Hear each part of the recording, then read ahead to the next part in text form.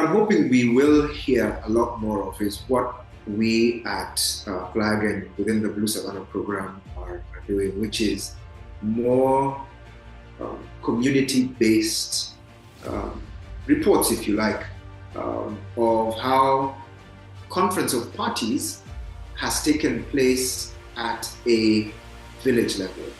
In the case of Kenya, at least at a ward level. One of the things we're going to have to do is reduce the levels of rhetoric around climate change and begin to tell more local stories. And for me, that's what I'm hoping, that we can actually have local content as part of the broader decision-making process that tells stories of how individuals who are being restored and transformed at their local level are actually making change and actually taking responsibility for their forest camp. My name is Tendai Mtana, and I am the founder of the Foundation for Law and Governance, better known as FLAG. And I am the chief of party of a program called the Blue Savannah. The Blue Savannah is a program under FLAG that works within the ocean space and the savanna areas along the coastline of Kenya.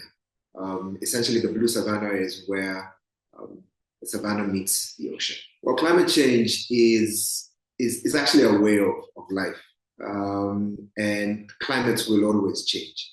I think fundamentally, the reason why I and the Foundation for Law and Governance are at the climate change table is simply as a part of our reframing of the African story. The African story has carried its own biases through time, and the African citizen hasn't had a strategic seat at the table. Our role is to bring communities from the grassroots to the decision-making table through the various tools that we use, and particularly one of our tools, which is the Kilindini Coalition. Our effort as chief of party is to ensure that the parties and the communities that live within our agro and marine ecological zones have a voice. And our responsibility is to help curate that voice and ensure that it's clearly communicated as champions for change. Well, so first of all, the date itself, September 23rd, is a significant date for the African continent, historically, and also where Africa finds itself as it gets ahead of the curve of all the other continents in the decisions that it will take, particularly in the policy-making space. And so 23rd of September was not an ordinary day for Kenya and also for Africa in as far as climate change is concerned.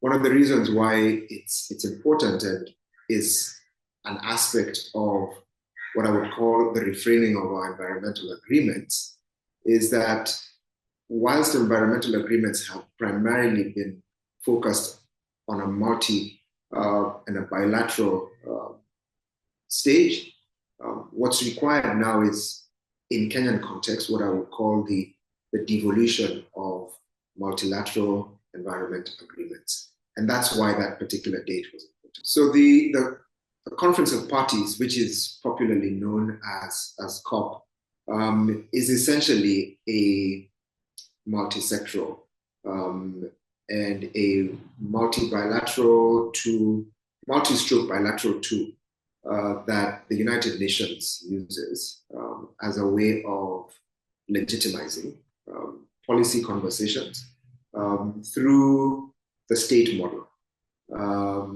The United Nations is a space where states, recognized states across the world, come to the table to discuss matters, and in this particular case, environmental agreements. I guess COP has co-opted non-state actors to the table, which means that the state representatives that would ordinarily take part at the General Assembly in New York every year provide governments with an opportunity to talk amongst themselves and lobby and negotiate outcomes amongst themselves. I guess the beauty with COP is that what it does is that it brings those state actors together with non-state actors to evaluate and I guess monitor the decisions that have been taken over the various conferences of the parties that have been convened. And so I think when we think of, as we begin to think about COP29, what is critical and most important is whilst the state remains a negotiating platform, especially within a democratic context, what we should really be seeing is a more localized voice at the table. So by virtue of the fact that the Africa Climate Summit took place in Kenya is significant, and significant for the very simple reason that Kenya's governance framework is designed on the basis of what we call devolution. And if we look across the continent, while other sovereign jurisdictions take different forms of either centralized or federal government, one of the things that is unique is the county framework that Kenya is made up of. Kenya is made up of 47 counties, and within each county is a sub-county and ultimately a ward and either village or town. One of the things, and particularly for us at FLAG and through our Blue Savannah program, is the emphasis on the ward as a unit of both climate and socioeconomic productivity. And out of the Africa Climate Summit being held in Kenya, one of the things that Kenya was able to do was to demonstrate to the world the frameworks that it has through what would be called the Ward Climate Change Committees. These committees across the country should act as an example, a manifestation, if you like, of local economic and governance models that allow a conference of party to actually take place at the local level. I think it's great that we're having a conversation about climate change at a global level, but climates and ecosystems are local spaces. It's important that what we're able to do is, for example, in the communities of Kwale, Kilifi, Tana River, Taita Taveta, as examples of what we call the Blue Savannah, are able to recognize for themselves their unique climate settings and take the responsibility for what is going on within those settings. Because it's one thing to talk about fossil fuels as a contributor to climate change, but if you're living within a context of the Savannah of Tana River, there's hardly any fossil fuel that's being used in that ecosystem.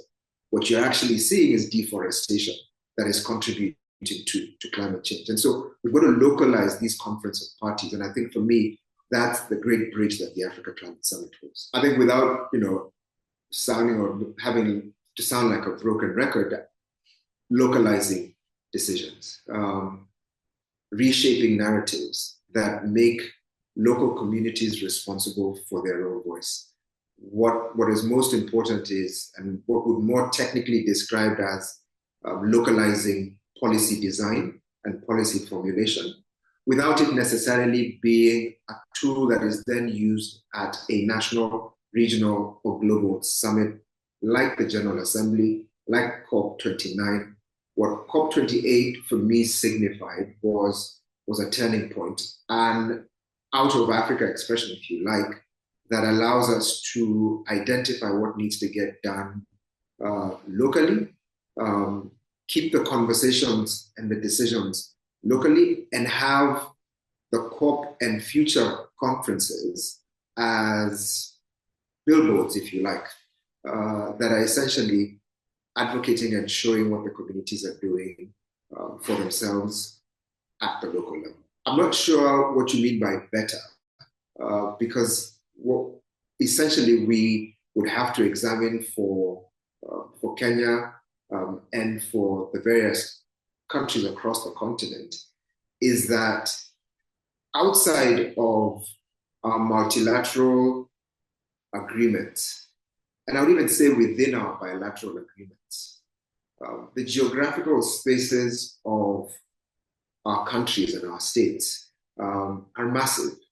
And while we recognize our sovereignty, And while we recognize the importance of the state, one of the things that we must continue to emphasize is that all policy and politics, and in this case now climate change, is local. And what states must begin to do is that states must begin to ensure that the way we frame the conversation around climate change has got to shift from one of loss to one of gain.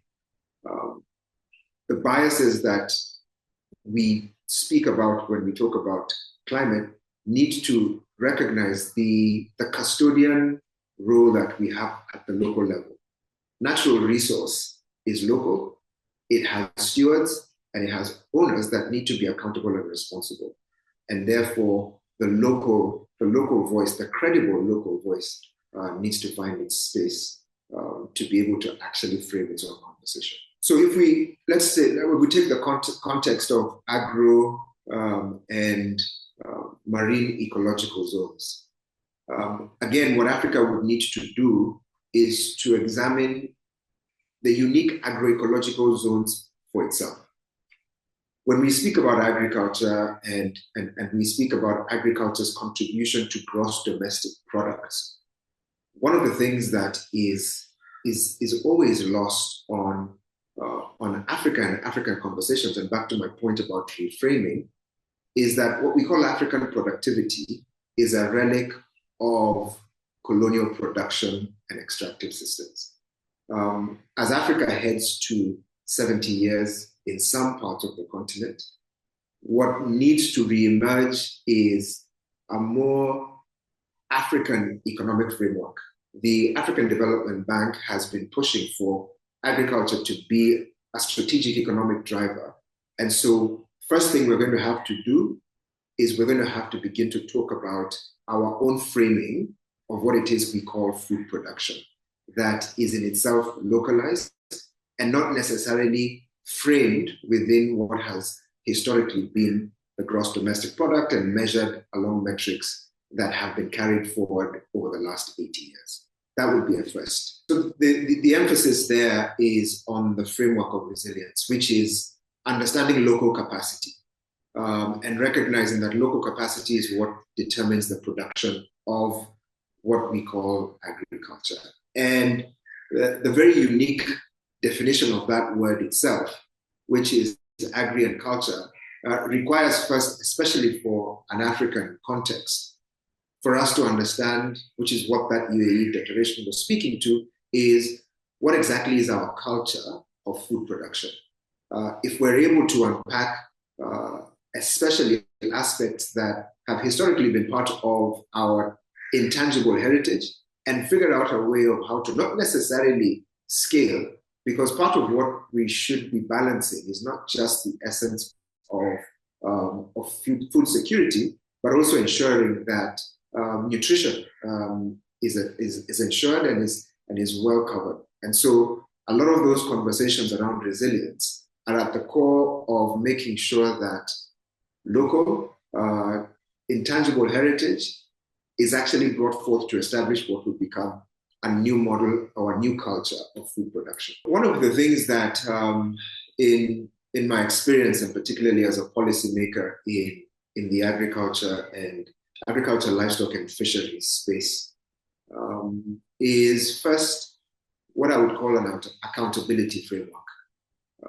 One of the most practical and most fulfilling steps that I enjoyed in my time as policymaker was allowing for the communities to participate in a very integral manner within the growth and development of food production and sustainability and practices.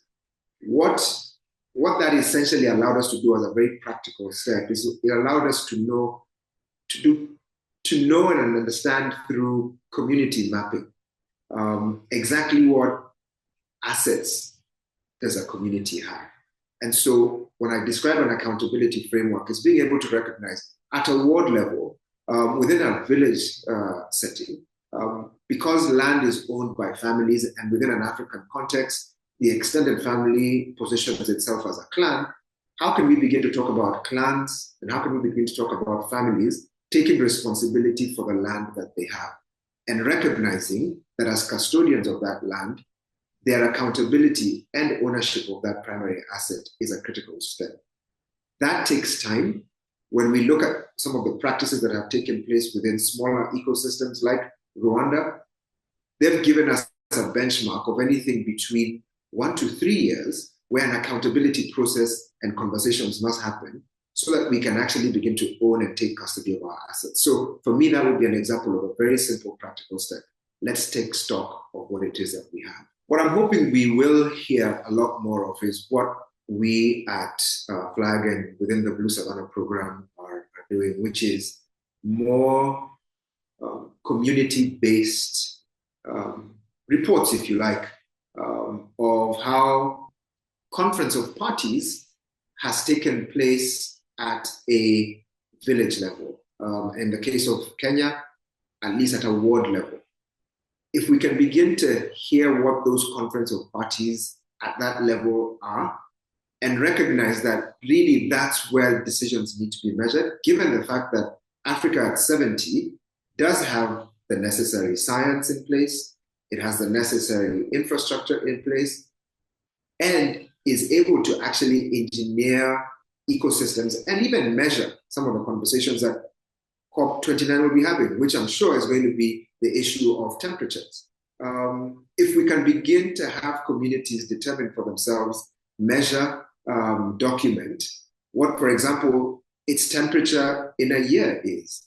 And because climates are evolving and climates are, in a way, like a ship out in the ocean that takes time to turn, one of the things we're going to have to do is reduce the levels of rhetoric around climate change and begin to tell more local stories. And for me, that's what I'm hoping, that we can actually have local content as part of the broader decision-making process that tells stories of how individuals who are being restored and transformed at their local level are actually making change and actually taking responsibility for their forest cover, for their ocean ecosystems, for their rangelands, because that's where the action happens at the local level. Africa is a big space. If we're going to talk about Africa, Africa happens in the villages and in the communities and in the towns that we live in.